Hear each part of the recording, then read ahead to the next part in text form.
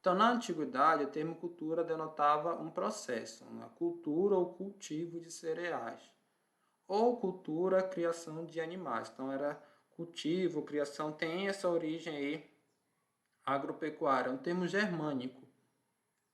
No século XVI, recebeu uma extensão metafórica. A cultura passou a ser o cultivo da mente. No século XVII, os alemães passaram a designar cultura para o modo de vida particular de um povo. Então passou a ter essa conotação. Diferentes povos teriam diferentes culturas. Todos esses significados permaneceram e novos foram adquiridos. Então, desde aqui, você ainda usa o termo cultura para a criação de cereais. Mas se usa o termo pessoa culta, cultura para inteligência, né? Como se aquela pessoa que não tivesse cultura seriam pessoas menos inteligentes. As atividades culturais e você tem o próprio Ministério da Cultura. Características da cultura. Necessidade de expressão para seu fortalecimento. São as manifestações culturais. Então você tem aqui desde as pinturas rupestres, uma forma de manifestação, sistema de libras. Aqui você passar a faixa de um presidente para o outro também é uma forma de manifestar o líder executivo de uma nação, a faixa, manifestações folclóricas, religiosas e de grupos sociais. Então, essas manifestações são características da cultura. O dinamismo. Então, a cultura é dinâmica, como falei anteriormente. Você tem, por exemplo, os povos indígenas, aquela ideia de que são povos tradicionais e a cultura deles nunca muda e que, na verdade, tem que meio que preservar como se fosse algo intacto. Mas, por exemplo, se havia índios que usavam arco e flecha, hoje já tem índios que usam espingarda e, inclusive, os computadores. Particularmente, é uma opinião minha, eu não vejo algo de errado aqui, como se estivessem, entre aspas, perdendo sua cultura.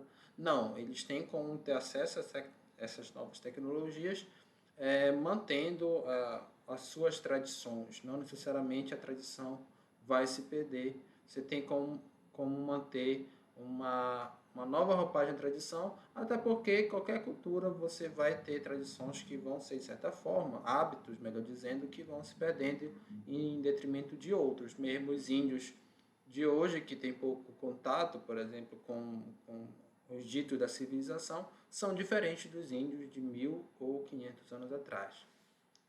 E você tem dinamismo, por exemplo, na moda.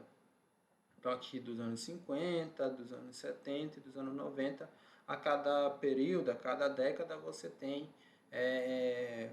roupas diferentes que as pessoas usavam. Então, essa é a dinâmica da cultura, é uma questão temporal.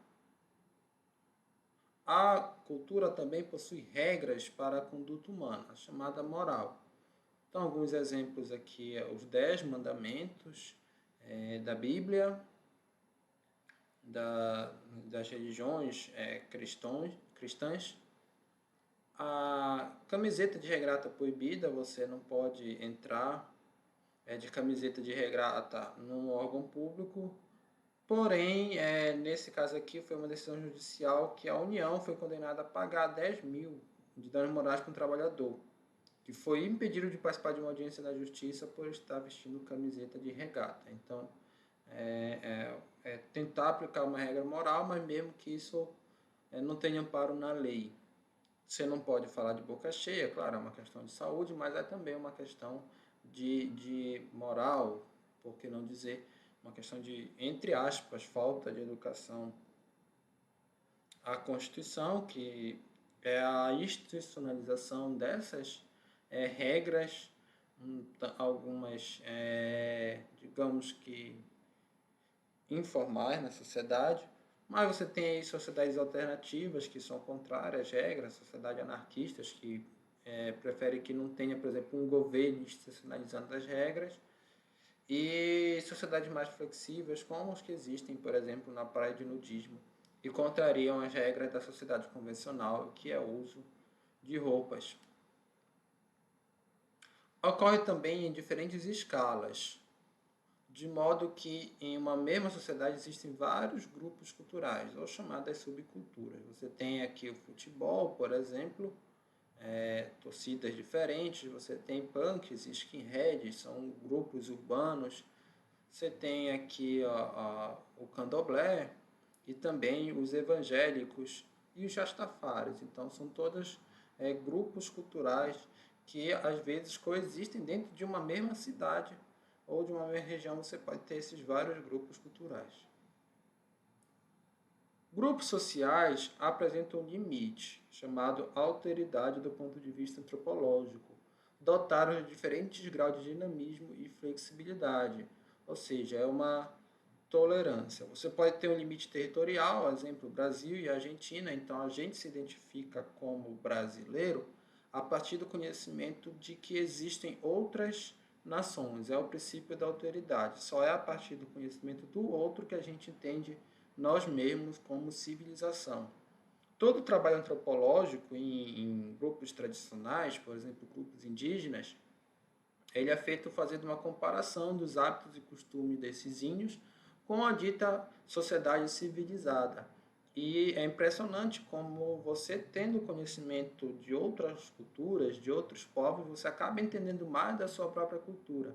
Eu sou prova viva disso, por experiência própria, a partir do momento que eu passei a ler livros de religião oriental, me interessei pelo taoísmo, pelo confucionismo, eu percebi muitas coisas da minha própria cultura, ou da cultura que eu nasci, da sociedade onde eu nasci, que é a cultura ocidental judaico-cristã. Percebi as diferenças e coisas que, se eu não tivesse contato com outras culturas, eu jamais iria compreender melhor. Então, existe essa questão do princípio da alteridade, de o conhecimento de novas culturas ampliar nossa visão de mundo.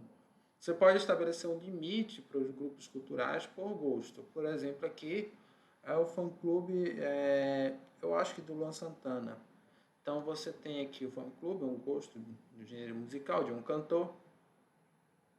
Você tem limite, entre aspas, intelectual, o grupo dos médicos, né, formados em medicina. É um limite cultural, entre aspas. Né? Você tem toda uma cultura, além, claro, da questão técnica, mas existe uma questão cultural, sim, dentro do grupo de pessoas que se formam em medicina. Você tem limite profissional, aqui, funcionários dos Correios, estão todos ligados dentro de uma mesma cultura, que mais precisamente uma empresa, para a gente falar mais tarde de cultura organizacional, mas a empresa em si ela é um limite, ela pode ser considerada como um limite aí de os grupos sociais. Um limite religioso, aqui a religião católica, você tem o Papa, né, a bênção, e limites radicais, como o Ku Klux Klan, que é um grupo neonazista norte-americano. Eles são tão radicais que ninguém pode, não é qualquer um que entra nesse grupo. Inclusive, eles querem a hegemonia de um determinado grupo perante a sociedade, por exemplo, contra os negros e latinos. Então, quando você tem esses limites radicais, você tem pouca flexibilidade nos limites dos grupos e pouca tolerância, você tem o que se chama de etnocentrismo, ou seja, centrado apenas nesse grupo. Você não dá margem para o outro ou quer o extermínio do outro. Uma única pessoa pode participar de vários grupos que definem então sua identidade cultural. É um termo também muito discutido na antropologia, mas identidade cultural é tudo aquilo que nos identifica dentro de determinadas culturas, que nos forma como seres culturais.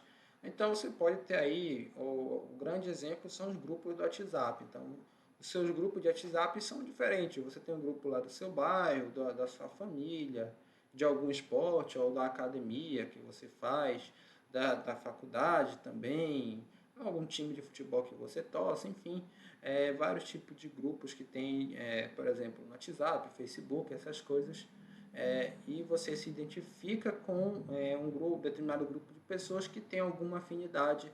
Então você participa de vários grupos culturais, o que lhe faz uma pessoa única, ou você ter sua própria identidade cultural.